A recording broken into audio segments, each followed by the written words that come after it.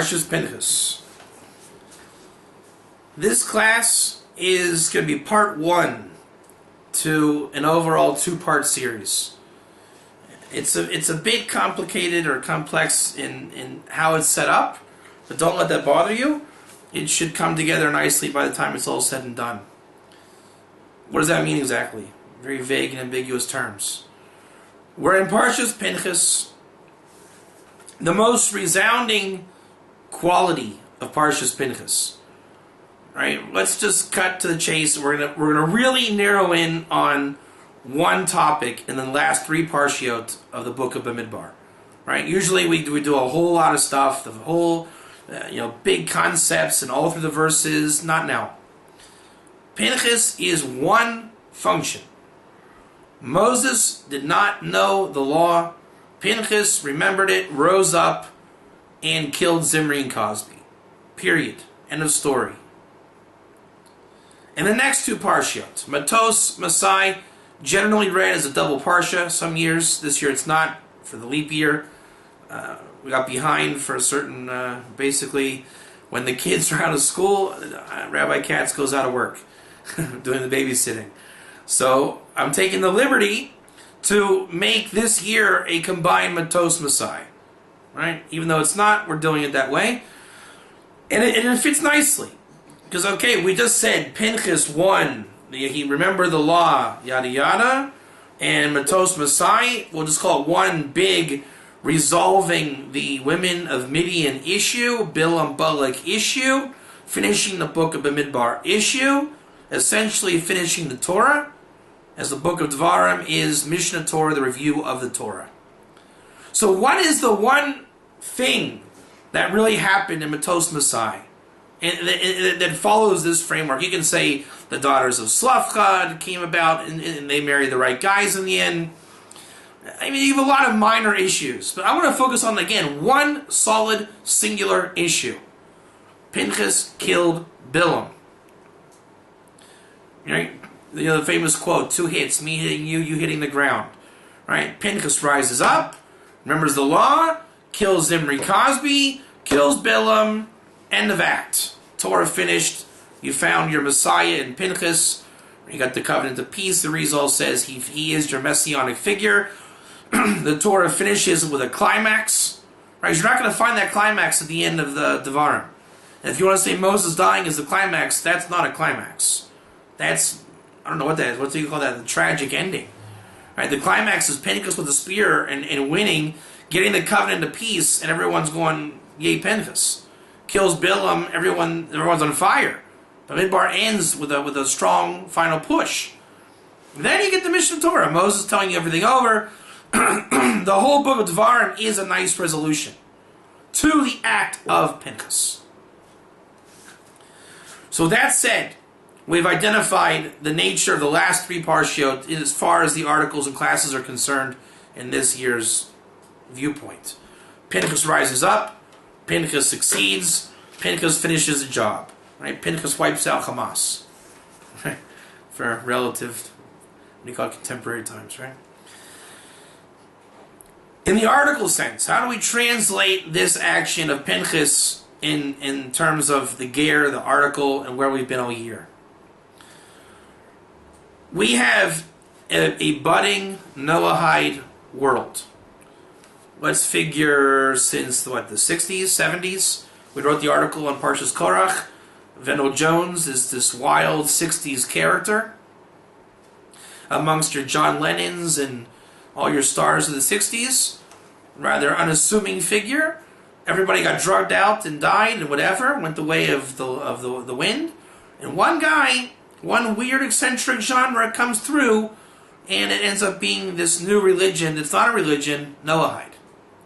No one's heard of it, and it only is gaining steam. Now again, there's a lot of ways you can cut this up. You can draw a lot of conclusions in different ways, but in terms of this, we can see how there's a pathway given to Noahide. We have the Noahides coming onto the scene.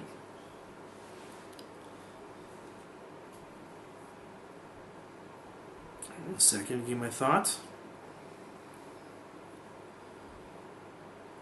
The Noahides are gaining momentum, and we don't know what to do with them. Are they the typical goy? Are they a new religion? Are they wannabe Jews? Are they Jews? Are they messianics? Some cult, new religion, philosophy? What is it? The Jews don't know. Jews aren't interested. The yeshivish Jews never heard of it. And there's a couple of guys in Louisiana that keep the 7 laws of Noah, so we heard. That's as best as we can learn about it in yeshiva. And the Torah of Shem and Aver is like a little document that they crumbled up piece of paper and they learn it once a year or something. That's as far as it goes, unfortunately. But it is gaining momentum, and the Lubavitch did take it to another level, and the Lubavitcher Rebbe endorsed it, and it became a Chabad movement, and Chaim Korfin wrote a book on it in the 80s, and Yoel Schwartz came and wrote some things and became a Sanhedrin movement, and fringe rabbis got involved. Right, a bunch of rejects got involved, just like the land of Israel. Everybody that didn't fit in to classic Judaism found their way to the Noahide camp. Sorry to tell the truth, but that's what it is. If you're a classic yeshivish or whatever, Jewish or this or Christian, whatever you are, you stayed in your safe grounds. Do you want to be called a heretic? Do you want to be called, a fringe, radical, weirdo dealing with, these non-Jews, the safe, they'll turn you to Jesus? These are just some of the issues. It gets even worse, trust me. I've been called every name in the book when I first started this, before I knew what I was doing. And I didn't know how to answer the naysayers. And so the problems are only going to compound. Okay, now let's say they get past that. What do you call this guy halakhically? What do you call this guy? I'll just call him, maybe we use a made-up English term from Texas, a Noahide. And nobody knows what a Noahide is. Go ask any Jew. Let's say my mother lives in Las Vegas. So she asks people, hey, you know what a Noahide is? No. What's that? And she looks stupid. Like, my son told me there's these Noahides, he's a rabbi. And so people ask me, what do you do? I say, I'm a Noahide rabbi. They say, do you go to synagogue? Are you allowed to? I said, I'm Jewish. But you're Jewish, but you're a non-Jewish rabbi. So you're getting every question in the world, and it's off the topic, but the point. And once you clear all these really ridiculous hurdles, then you get into the rabbinic world. Are they B'nai Noach? Some guys are calling themselves Ger. They're claiming to be a resurrection of Ger Toshav. Some people want to call themselves Ger Tzedek. And then they'll pronounce it weird. It makes it even weirder. And you get all these different issues. This all equates to one simple mantra. We don't want to touch this with a 10-foot pole. And that's the status quo, that's the halacha, that's the norm, that's where we are. No one wants to touch you with a 10-foot pole. Right? Do your 7, go to heaven, stay away from me, don't come to my synagogue or my congregation or my family. I'll talk to you once a week on the internet, and I'll tell you what you can't do. Right? They call it the no-Noahides, I think that's what's going on. And this is reality. Now, every once in a while, someone will break through. We have a friendship, a nice relationship, nice guy. Nice to meet you. It's a pleasure. Then, even a little bit more. You'll be my Rav. You'll be my student. And it's like backroom deals in some kind of crazy casino in Vegas. Why? Nobody wants to address the issue. And there is a pressing issue. There wouldn't be so much shady business if it wasn't a real issue. Are these people Ger Toshav? That's what nobody wants to hear, nobody wants to address. It's not the Jubilee, it's clearly not that. Why would you bring it up? We'll just Noahide it away and wish for the best. Now that's fine. It's fine. Only there's a side effect. Right? Any drug you take gives you a side effect. And this is a drug. Right? You do your 7, go to heaven as a drug. Right? There's a problem, take your pill, go away. You don't exist. You don't exist. You're not asking me real questions. I don't know what Mara was. I don't know who Zechariah was. I don't know who Gedaliah was, or Melchizedek, or whatever it's called. Don't know. Just do your 7. And this has been the status quo. We've all, and 2 seconds on the internet will tell you this is the reality. And it's not a pretty reality. Now, next week we're going to give a class on the pretty reality. I urge you to watch next week. But until we can appreciate next week's awesome reality, and it is awesome, and we'll hint at it here, let's talk reality. Reality is, as my good friend Russell likes to call it, the Noahide. In Kabbalah, there's 4 levels of impurity. The one that's most particular to the Noahide is called the Noga. Right? It has the ability to kind of go either way, negative or positive. In the Vilna Gaon, I brought an analogy. What is klippa? What does it really mean in a simple way? You compare the nut, we wrote an article about this, the nut and the rabbi. The nut gets dirty on the outside and his insides remain pure, clean, holy even, but not really articulated. You know what's in a nut? Probably not, right? Not the exact details. You say it's okay. It's not grotesque. It's not like the outside. The rabbi is the same. He gets, messed up. He's better. He is a human being, but he retains the ability to articulate Torah. He may not be the nicest guy in the block, but he can tell you all about Tosfos, Rashi, and the Gemara. That is Kedusha versus Klippa. Kedusha was given an ability to articulate Torah. Klippa was not. Klippa but then knows the reality that the rabbi doesn't know, and vice versa. Each one has a strength and a weakness. That is, in one foot, the essence of Kabbalah. It's called the kindnesses and the mites, the voras and the chosadim. We do things good, we do things that are earned and rough, and we have things that just are hard. And we have to grow and sweeten our strengths together to make a merciful outcome where we are rectified. The rabbi will be clean on the outside with articulate Torah. The ger will be obviously remaining pure on the inside, and he'll be able to articulate that. There's no more klippa. They grow up together. They go back to Atzilus, the place of the tree of life. Kabbalah in a nutshell. Back to our discussion, the Noahide, right? The nasty word that comes out of the Noahide, Noga. I'm not always so much a fan of Noahide, the term. I'm not a fan of Noahide. So let's call it Noga. There is a nasty word that comes out of this guy. And the article is written all about it. Akum, our friend, the star-worshipping idolater. The rationalist point of view will tell you very eloquently, we don't have Ger Toshav today. We're not so sure about a technical B'nai Noah. The Gentiles of the world are akum by the definition of Torah law. What can I do about it?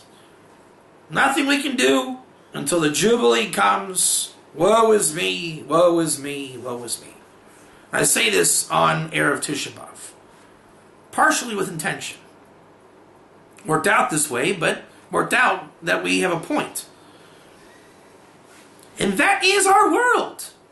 I like you. You could be nice and holy, but I'm not sure. My indoctrination tells me that you are a star worshiper. That's our side. His side saying, wow, if only I could break into his side and I could see what really I am over there and how great it is. It's not so great. Potentially it's awesome. It's the redemption, it's Mashiach, it's the temple, it's everything you ever dreamed. But until then, nothing here, folks. And I say nothing, I mean nothing. We don't know about Noahides or Gerim. We don't care. Not relevant. Not on our mind. Remember, the Torah of Hashem is a little crumpled up piece of paper in some guy's back pocket. And if you're lucky, we'll bring it out once a year. When we talk about how Yaakov Avinu, of all people, learned a crumpled up piece of paper. That's our forefather Jacob. It's not good. And let's stop pretending and stop lying and saying how good it is. It's not good. 2,000 years of exile amounts to good? Temple that's been destroyed and utterly just trampled every year is good? Considering 770 Brooklyn Crown Heights, the future spot of the temple, is good? Look, I'm all for that, but is that really the place of the temple? There's a big mosque, if you didn't notice, on top of the Temple Mount. Can that honestly be good? I don't think so. Now, are we doomed and wretched and out for the count? No, we're actually very close. Very close. But what do they say? The darkest moment before... How do you say? What's that expression? The darkest moment before dawn is... Whatever it is. I'm not good with idioms. But you know what I mean. Right? The brightest spot of the candles before it goes out. That kind of thing. We are the end of Gullus. The end of exile. Now, even 2 months ago, you would have said you're crazy. Come on. 2 months later, look at the news and tell me that we're not at the end. Now, that can be relative. I'm aware of that. And as Rabbi Silver Shalom told me in Yeshiva, if we're not there, which is pretty close, there's by no stretch of the imagination do we have to expand our minds to figure out who's who. I mean, the characters are pretty clear, are they not? Usually in years past, Shabbat's feet have to say, well, right? So this guy in Canada could be Gog or even Iran, right? Because Canada's kind of like Iran, right? And the guys in Antarctica, that's kind of like Esav, you know, white, cold. But now, not so fast. You got your Esav, Yishmael, Yaakov, Erev, Rav Armos right where you want them. Bibi today announced he's going to destroy Hamas. Let's see it. Not because I'm promoting war. I want to see if the guy's got guts to do it. Because forever we've been caving in on being Jews. I think we got the Hakdama, right? This is the introduction. I think it should be perfectly clear. Welcome to the Noga. The battleground called this world. Olam Hazeh. Not a pleasant place, is it? Jews are coming down into this world from the upper spiritual world called Atzilus. We were happy there. Like little fairies with dust and pixels and, right? Little wands, and we were happy. Right? That's what the non-Kabbalists will have you. Just like the fantasy, Mashiach will save us mentality. And whatever that world is, it's irrelevant. No eye has seen Olam Haba. Absolutely irrelevant where our souls came from. So let's not pretend. We have come down into this world to which the Talmud says, you fought to come down and you will fight to remain here. Okay. We get very comfortable in Olam Hazeh, this world. We don't want to go anywhere. We're happy. We have Brooklyn, Egg Challah, and Jerry Seinfeld. That's the Jewish existence in a nutshell. Then you have the Noga. Different world altogether. Here's your non-Jew. He's the opposite. He wants to go where you came from. And you guys are just crossing, like not even aware of each other. You're happy to settle down, make a good living, and make a burrow for yourself in this world. The non-Jew is saying, what's it about? Where are we going? Where's the temple? What's going on? What do I do? You're a Jew. Let's do it. Let's help me out. So the whole non-Jew's perspective is dealing with this Noga. Right? He doesn't know what it is. He's like feeling it out. Okay, what is it? I can kind of... And then, he's being raised and groomed in this world, kind of knows it's not the real world, kind of does, kind of doesn't. Went through some idolatry, then brought into religion, kind of taken along for a ride. That's his timeline from God. Not by any fault of his own. If a 3-year-old wants to put his finger in a light socket, what do you say, the kid's dumb? No, you say he's 3 years old. The non-Jew has a different timeline. He's going up into Atzilus, eventually. I had this realization the other day. My son is 5.5. Let's not forget the half. My daughter's 4.5. And they fight, like any normal 5 and 4-year-old. Now, by life dynamics, you can understand that the girl is just starting to talk fluent. So we've never known what she's all about, right? She's been a bit of a mystery. We kind of knew, but she couldn't say the things that she says. So my son never really had an opinion about her until now. Right? She was this little kid, happy, and said a couple words. Now he calls her a chutzpanit every other word. And I'm saying, why is he doing that? And the answer is, he doesn't think he's better than her. He is experiencing things that she hasn't. Right? So when we get in the car, he knows, buckle up. She doesn't. I say, come on, buckle up. And he says, chutzpanit, why don't you buckle up, like Abba said? She doesn't know. She's coming into stuff that he was already into. The Jew from Atzilus was the Adam figure. Adam was before Eve. That was the sin and fault of Adam. Right? He didn't realize it's not about man is higher than woman or better than woman. He simply was before her. More mature due to the jurisdiction of time. The Jew would say was here first. Not in terms of linear time, but at Atzilus time. Just placed there. And then drops down into the Noga, into some weird timeline, like, being built, but regressing in the world. Going from the Age of Enlightenment into the Dark Ages. Not knowing why or how. And the non-Jews coming up like Zohari. Right? Growing older and saying, hey, what's it about? Where are we going? And the Jews saying, what, you're doing that? And he doesn't understand, yeah, I'm doing this. What else do you want me to do? And that's the dynamic. That's the playground of the Noga. Jews that are wondering why we're here, and the non-Jews figure out what are we supposed to do here. Two different people, two different agendas, two different perspectives, and it can all be fixed if we realize, I was here first, you're here now, let's go together. It's that simple. We meet in the Noga, introduce, establish maturity, come together, figure out how, instead of butting heads, kind of mesh together, and walk. But that's not the way it is. The Jews are battling for supremacy in the Noga, and the non-Jews are trying to get through the Noga.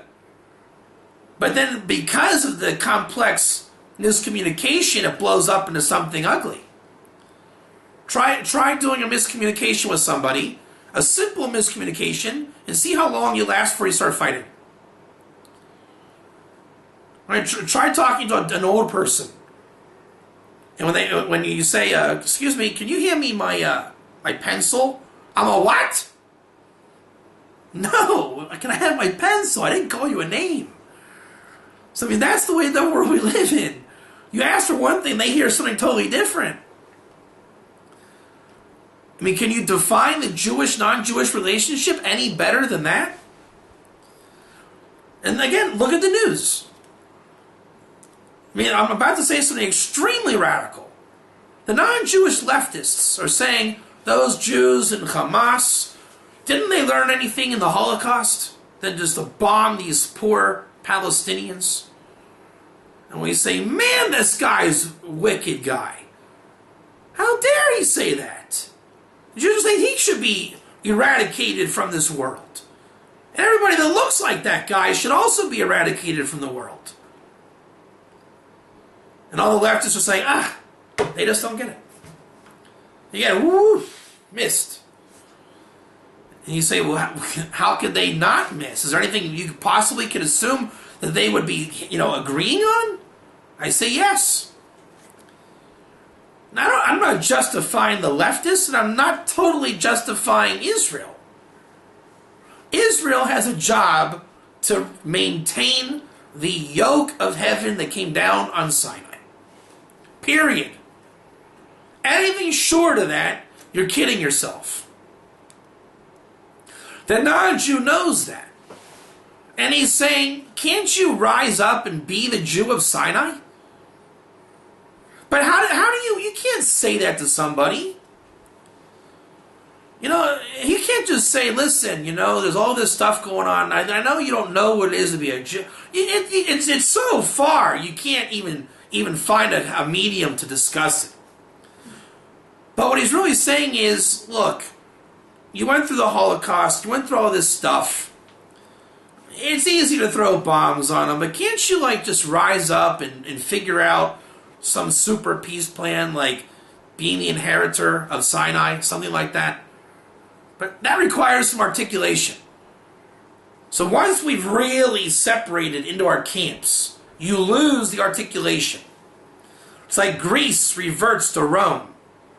So once upon a time, 2,000 years ago, there was a sacred wisdom. They had the dialogue. And I believe you know what happened 2,000 years ago.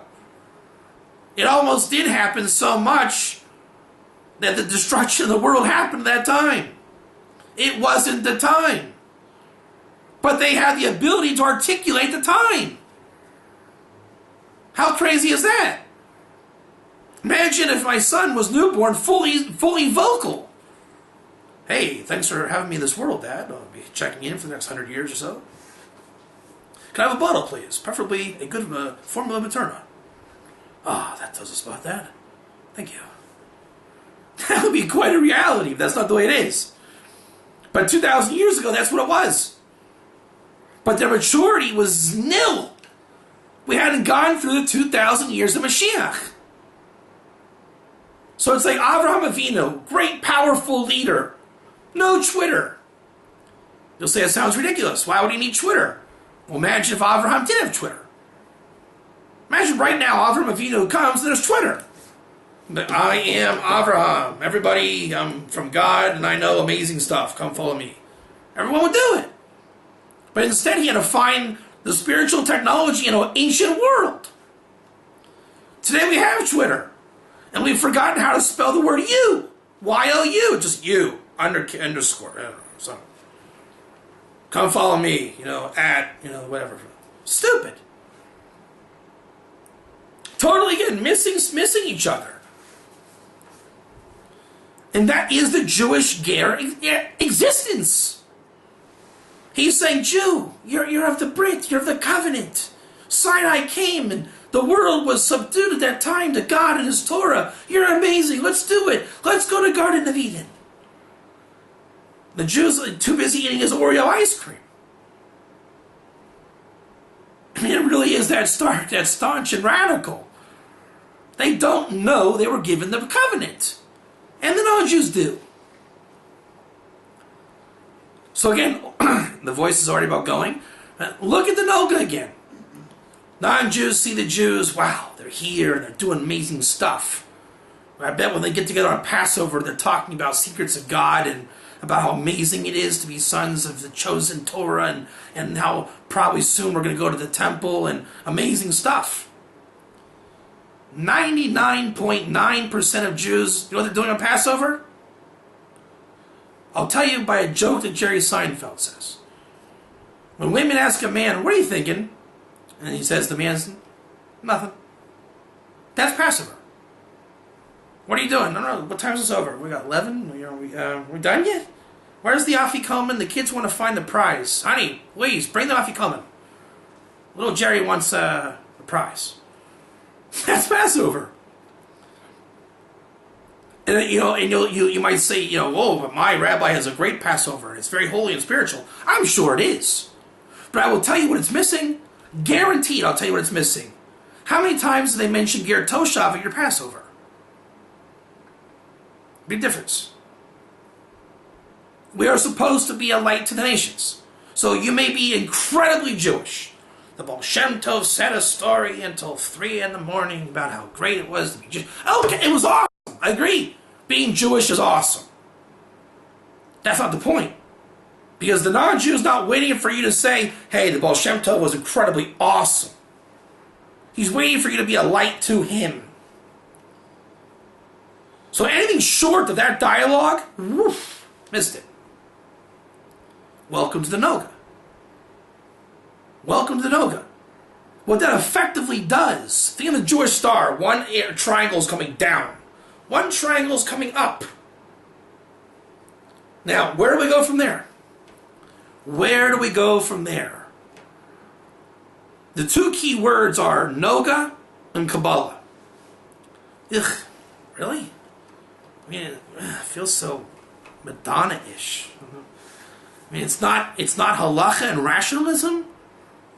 And which shoelace I tie first? And how many inches from the door should the menorah be on Hanukkah? Is it okay if it's in this level or that amma? The Chazon Ish says it's this. Fine. Judaism is awesome. I'm aware of that. I'm all for it. But the non-Jew is not interested in hearing about the sheet of the Chazon Ish. The menorah should be here and should we come there? Whoosh, again, you missed it. You're talking the world of Bria. The world of Olam Hazeh Torah. That's the Torah we have. And again, not knocking it. It's great. Judaism's awesome. But are you intending to live in exile the rest of existence? Or do you want something higher? Are you making your home in Borough Park forever? Are you prepared to go to Israel? Are you prepared to be a light to the nations? Are you prepared to show the Ger Toshav in the world, in the Torah? Stop calling him Akum. Are you prepared to find the soul in the non-Jew? Are you prepared to communicate to him on a 100% level, not 80-20? Are you prepared to take the covenant of Sinai? Are you prepared to be the Jew that goes to Naaman? Are you prepared to help him up to Atzilus? Are you prepared to admit he should go to Atzilus? Are you prepared to admit there are those keeping him from Atzilus? Are you prepared to remember the halacha and make a stand? Pinchas was. Pinchas did. Certain souls have. Some souls won't. Welcome to the Noga. The end of the Book of Bamidbar, we're in the area of Shittim. You know what Shittim is? You have Bilam, you have Balak, you have the seeds of Ruth, you have Moses sitting down in shame over his past choices of women and family, which he didn't think was that big of a deal, but the people put it in his face. You have Pinchas standing up, a relative of Jethro. Jethro's around making some converts somewhere, isn't he? Or some Gerim. You're in the quasi-territory. Is it Israel? Is it non-Jewish? Are we going to get it? Is it really the Euphrates? Is it here? What's the land of Israel? Sound familiar? Kind of like what we live today? Welcome to the Noga. Welcome to this world. We are giving definition to our reality as Jews. And the non-Jew has a different reality, trying to figure out what is this thing. The answer is, Boker Tov, you are in the Noga. Boker Tov to the Jew, you are in this world. And if we assume this world is the next world, or the Noga is really something it isn't, again, you did not communicate properly. That's the Noga. Now, there's a lot of ways of dealing with the Noga. Again, we said Noga and Kabbalah is the core. Why? Because we're not using the destination of the Noga to get out of the Noga. You don't use the matrix to get out of the matrix. You can't use the rationalist halakhic point of view to get to the next world. I'm sorry, that's a fact. Vilna Gaon says very clearly, Kabbalahism gets you out of this world, the logjam. Does that mean we eradicate halacha? We throw away the Torah Sheba'al Peh and all the Torah Bria? Absolutely not. It's the same Torah. We're not getting another Torah. Our job is to understand our Torah. That's it. Torah doesn't change. Not one letter, not one word. Divrei Elokim Chaim. The words of the living God. And here's the classic example. The Rambam says there's no Ger Toshav until Jubilee. I'm asking you guys a question. Why is this so hard? I'm really pleading at this point. Why is this so hard? You see? The Rambam says there's no Ger Toshav. There's simply Akum. Have fun with your 7 laws. Don't go anywhere. Don't bother me. We love it. Really. It all comes down to that. Well, Mashiach would have come, but what can we do? The Rambam said no. It's a tragedy. It's utterly a tragedy that we even have to justify that people think that's what the Rambam is saying. Right? The Surah Biyah 14:7, Ezu Ger Toshav, the Goy who takes on the 7 laws of Noah, doesn't dunk in a mikveh, does not get circumcised. That is your Ger Toshav. We call him, we accept him as a Chassidi Amos Olam. Why is he called Toshav? Because he's allowed to dwell amongst us in the land of Israel. Is there any doubt in those words? The next halacha in the Rambam. There's no Ger Toshav except for the year of Yovel. Okay, I'm game, so what? The things people do to twist backwards because it is not ideologically fun to have this level in our lives. What do I do now? Very simple. Now, there's a million answers on this. And this is the thrust of next week's article. So I'm going to let it out of the bag now. Right? Just right to the point without bringing all of the million opinions. And there are millions of opinions. They'll say, oh, he thinks there's actually millions of opinions. Okay, there's like 100. Does it matter? 100? I mean, it's all the same thing. Nobody says there's no Ger Toshav today. Nobody. Except for a couple of guys in Pittsburgh. The point is, let's go with the Brisker Rav. He says it the most clearly. Where you in the Noga world say that the Ger Toshav was lost and made into an Akum. And he's like a Ger Toshav. It's a funny little term. We give him a little name tag. Hello, my name is Ger Toshav, but I can't do anything. That's his name tag. Whereas the Brisker Rav gives the best svara, I think. My opinion. Now, there's a lot of great opinions. But for the scope of the article, I like the Brisker Rav. There's a lot of opinions. And I can quote you every single opinion. Because I have a book, a big book, that tells you every single opinion. The Brisker says like this. Ikar Din. The Rambam is not telling you about a loss of Ger Toshav. What happens when there's Jubilee? No Ger Toshav. That's not what he's doing. The word's Ikar Din. You know what the word Ikar means? Ikar means function.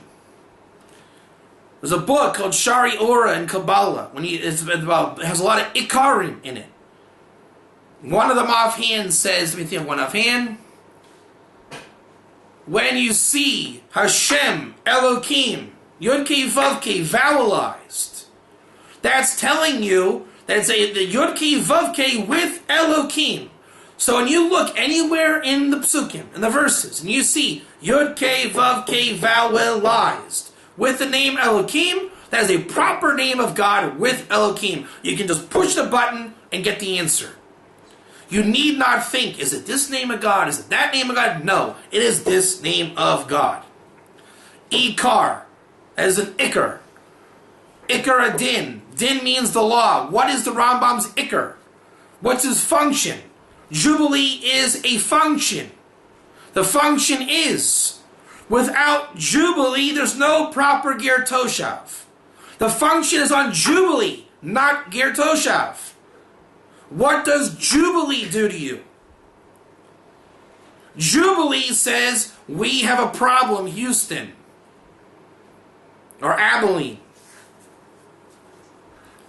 What's the problem? The problem is, without Jubilee, we can't do certain things.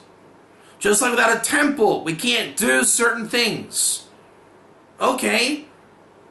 So instead of saying, eradicate mission, abort mission, go back to being an idolater. Sorry guys, you're an idolater now. The Brisker is telling you, are you serious? You're calling the guy really an idolater? Well, let's just go back to being Noahide since we're in exile from being Jews. No temple, we're no longer Jews. We are now Noahides. We are exempt from 613 mitzvahs. I think we're even exempt from the Noahide laws. Who's here to teach us the laws? No Moses, so do what you want. Right? That is lunacy. So what is the Brisker saying? Don't say you are back to Akum and you're like Ger Toshav if you take on the 7 laws. Say you have taken on the 7 laws. You are a Ger Toshav like in Akum. Big difference. Like in Akum means you don't have certain stringencies given to a Ger Toshav. There's no mitzvah, a commandment of the Jew to sustain him. We don't kill him if he rejects the laws, etc., etc. What we do is allow him to dwell in the land as a Ger Toshav. It's a lesser Ger Toshav. He's like an Akum. Halachically. Hashkafically or philosophically, why would you assume he's anything less than a Ger Toshav? Why would you assume a Noahide is less than a Noahide? It doesn't make sense, says the Brisker. And I'm saying, why can't we learn that? And I'll tell you why. It's called a contronym. Or as the Briskers call it, Svei Dinim, 2 laws. It is not worthy of the Noga. In the Noga we have agendas, directions, reasons, politics. And the non-Jews in the Noga, he's looking for that path to the tree of life. It takes a bit of a Kabbalistic mind to get into the Ger Toshav. Because we have hit a wall with Jubilee. Jubilee is spiritually likened to Bina understanding. The level that when attained brings the redemption according to all Kabbalah thought. Every single Kabbalah thought relates to the acquisition of a full understanding world where God is then seen in terms of revelation of divinity in this world. That's redemption. That's the Ger. The full power of Ger is that. If you can see the Ger, you have seen that. And while that's missing from the world, it's not that we can't see it, because we very much can. We choose not to. And the non-Jew has a certain decision to make in this world. Knowing his dilemma of how to deal with Noga and what is real Kabbalah. Because that's the essence of getting into Atzilus. And what does he do with the Torah of Bria in this world? The Torah as we know it? One that puts people off from its hard nature? He has to learn the vessels of that Torah. Kosher, not kosher. Forbidden, allowed. Where does it belong? Where does it not belong? Sound familiar? Talmudic thought? Every case comes down to these words, and they're just words. Is it allowed to do this? Who's in charge? Who's responsible? Who did it? Who didn't do it? Did anybody do it? The Jews are learning this over and over and over and over again. Why? to rub off onto the non-Jew. Jew enters life of non-Jew. Non-Jew has task. He has to figure out on the fly this Torah that he is unfamiliar with. His job is to become familiar. Is this person kosher or not kosher? Taking me to Atzilus or taking me down to Asiya? Is he using good Kabbalah or bad Kabbalah? And the secret of every Jew is every Jew uses Kabbalah even if he doesn't know it. Because the nature of the soul is Kabbalistic, aka Mazel. You might even call it, in fantasy terms, the Yetzer Hara. I'm not saying there isn't the Yetzer Hara. What I'm saying is you're not aware of the Kabbalistic dynamic of your soul. When you do ayin haras and aren't aware of it. When you meet somebody and you have a common soul bond, you're not aware of it. Etc., etc. The non-Jew is trying to navigate the Noga to get back to Atzilus. That is his job. The Jew's job is to enter the ball of Shmutz and succeed in pulling souls back into Atzilus.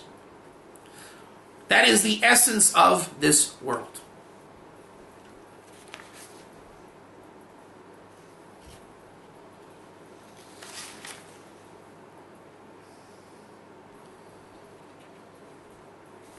In this world, with this strange dynamic, you have the breeding ground of ancient wisdom. The ancient wisdom is in this world. From this clash, it's the common, Greek wisdom versus Roman wisdom. Or you can even call it, again, what we've been calling it, Bria versus Atzilus in the clash.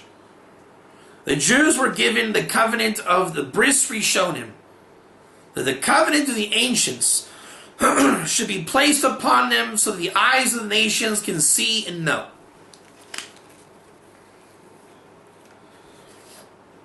In this world, every battle takes place. And again, I can't harp on it enough. It really is, do we see the non-Jew as an akum or as a ger? And again, to keep the analogy of the nut and the rabbi, he knows he's a ger. He knows it. But he doesn't know the word, or how, or when, or where, and why, the Hebrew. And he's going to sound really dumb if he starts saying, Rabbi, I think I'm a person of your book. The rabbi is saying, yeah, okay, keep going. He's going to say, yeah, I feel the word of Hashem coming upon me, Rabbi. And it only gets worse and worse from that point on. So they stopped trying a long time ago. And the Jew, because they quit trying, the Jew keeps thinking more and more that the Noga is our playground. And that's what I'm saying, is that the essence of exile has become a deification of the Noga of all places. Brooklyn is Eretz Yisrael. They love it. It's a fact. Israel is not the place where everyone's running off to. A place of missiles and bombs, Hamas. The task is, we have to make the Jewish star meet in the middle, acknowledge the akum, acknowledge the ger, come together, resolve the issue, and move on. Bring the right learning down and walk happily ever after walking on the yellow brick road. It is as simple as that. But in the middle of that, every fear and avodah zarah and impurity will come up, and doubt. As the Zohar says, between this camp and this camp, you can expect to find a nice battle of Amalek. Doubt, blame, hate, anger, a Hamas will erupt, the Holocaust comment will come, arrogance, animosity, ego. It's pretty hard to hear the message amongst that. The non-Jews saying, hey, can't you just take on your covenant in Sinai and save the world and be the Jews? And we're saying, can't you just be good Akum? And just do your 7 and be happy? No, and no. How do you convince the Jew to become a Jew and take his covenant of Sinai? You'll say, my rabbi knows he's a Jew. He's very proud to be Jewish. Well, Boker Tov, so is every other Jew on the planet. But there's knowing and there's knowing. Knowing you're a Jew, that you actually have mamshala, rulership in the land, and that the non-Jews are waiting for this to happen. As if to say, okay, come on, we need you to do your job so we can get going.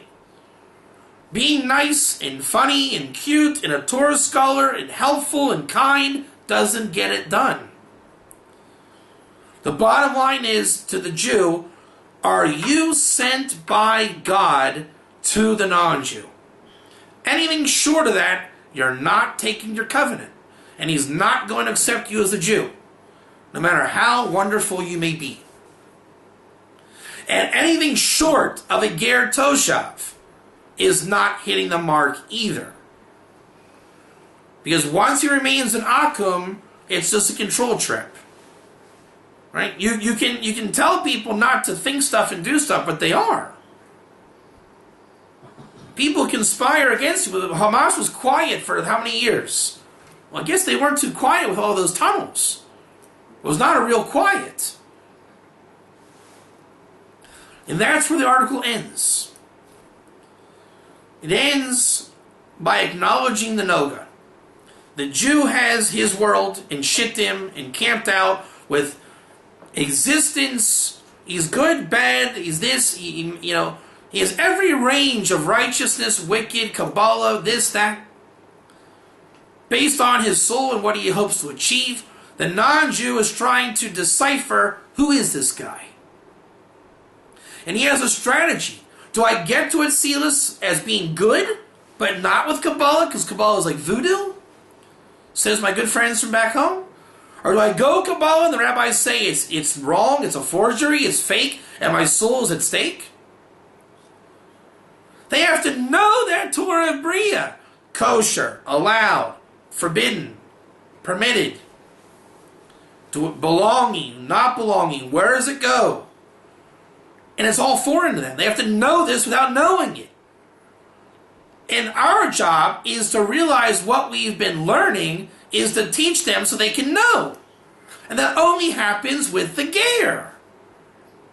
It's a fantastic story. And an impossible story to tell in exact detail. But it all comes out again, like when all the dust settles, we clash and we hit and the sparks and all this. He is an Akum and he is a Jewish rabbi. And there really is no middle ground in the world of Noga. At least where we accept the Noga. Right? Noga's conquered. We are Jews, we are here. We are non-Jews, we comply. Let's just try to get along in the Noga and get a peace deal. But it doesn't end there. Because the non-Jew doesn't play the games fair. He's saying, you may call me Noga, the Akum, but I really think that I'm a Ger. I might not be able to articulate it and say it, but I think I am. And then there are those with understanding who cross over into the enemy camp and get the job done. Encourage the Ger in his world without engaging in the relationship of forbidden nature, mitzvah l'chiyuso, playing by the halachic rational rules. We're not saying breach halacha. We're saying, can you make friends and tell your friends the truth of what's going on? Because they're doing it anyways. Let's check my notes for more stuff.